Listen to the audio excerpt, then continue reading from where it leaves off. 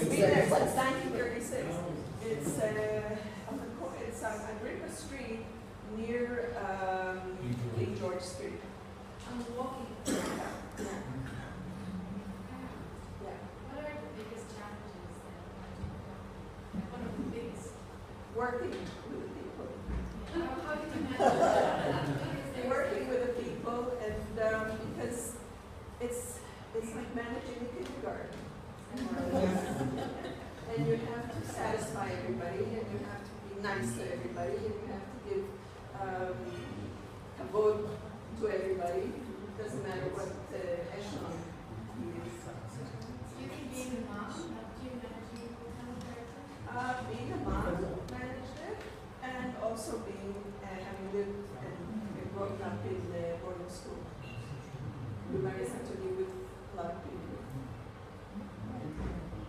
I just wanted to comment that I am probably one of the very few friends here who remember Palatin Hotel in the 1950s. Oh. I was already Jerusalemite, and I remember well that you mentioned that it's close to the Knesset, so it was popular. There were two hotels at that time that Knesset members used. First one was Maron Eden, Yes. which for some of them was very expensive.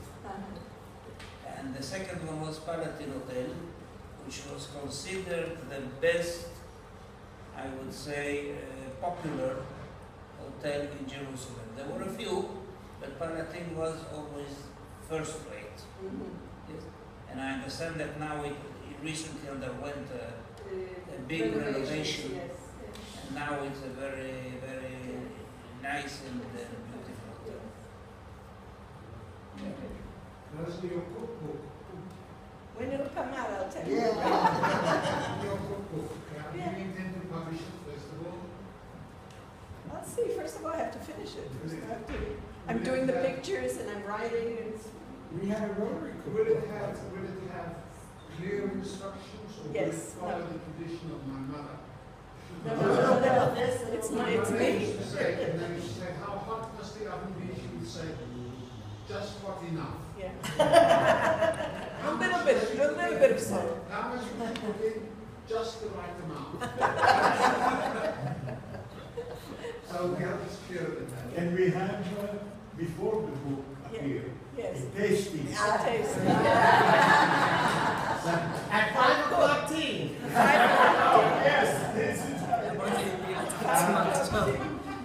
Did you ever have any interesting experiences with foreign guests speaking one of the many languages you understand? Oh, yes.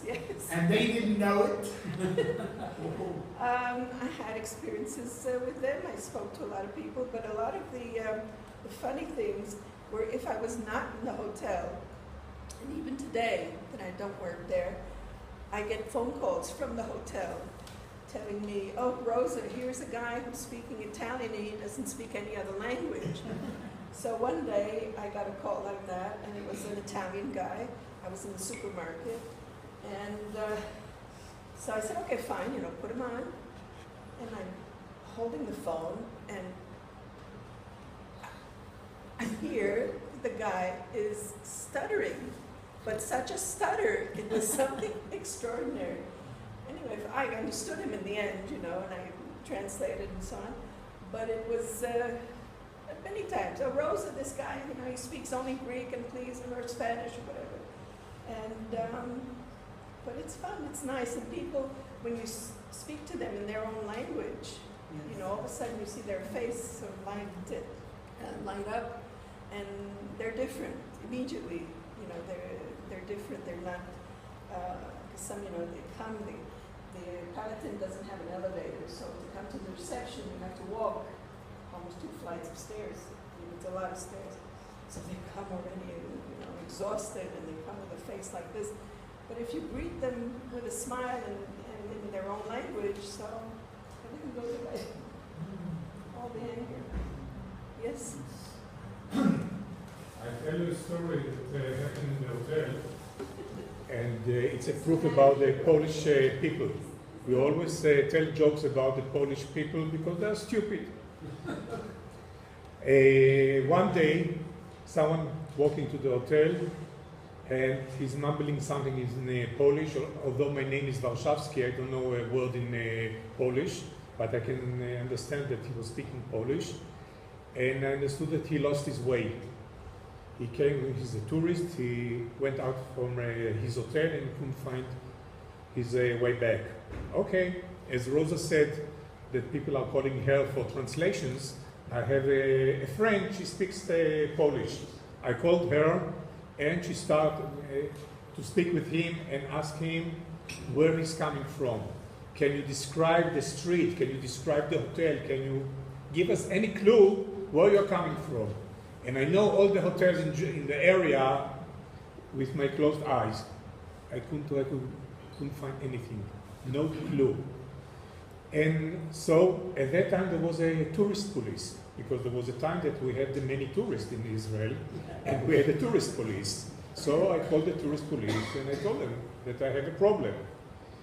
They came over, and of course they don't speak Polish, and they started to ask questions, and I was using my friend to translate, etc., etc. And they were almost taking him to make a tour in Jerusalem, and then the girl said, maybe you have something from the hotel? So he's telling, I have the key of the hotel, with the name of the hotel. Now you can think whatever you want to think about the Polish. Okay,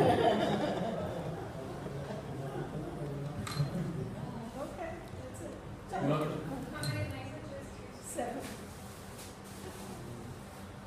How many languages do you speak? 7. How many languages do you speak? 7. Only. So many languages to be spoken. Which language do you feel the most comfortable in? French and English. In what language do you count? French. No, this is the most. When you want to see what is they ask me, you see I the started country, school in, first of all, I had these Swiss French speaking nurses all the time. With my father, I spoke French, my mother, English, and then I lived with my Swiss governess in Geneva, and I used to take English lessons once a week. I had somebody come home and teach me English. So when I went to the boarding school, and everybody, the girls, they say, where are you from? Where are you from? I said, I'm American. I knew I was born in New York. I'm American. How can you be American? You don't know how to speak English. So you speak with such a French accent, you don't know. So, do you know what a hamburger is? No, because I wasn't brought up at all in the States. I said, no. Do you know what comics are? Superman, Batman? No. Do you know what a Hershey bar is? No, never heard of it. Oh, then impossible, you can't be American. So at the age of 9, 9.5, you want to belong to somebody, to some group. So I stuck to them and took their accent and the language and so on, although we weren't supposed to speak English at all. We had to speak French every time we passed the teacher. Parlez français, parlez français. And then one day, one American girl, she got Hershey bars. Her parents came from the States to get Hershey bars. Rosa. And I tasted these Hershey bars, and excuse me, the Americans, but it's something awful. And I said, you're here, you're sitting in chocolate country, and you're talking to me about Hershey bars. When you're used to something, and you're homesick for these things, I guess these girls were homesick for their Hershey bars. They didn't have yet the Hershey Kisses. They had the Hershey bars. That's it. Thank you very much.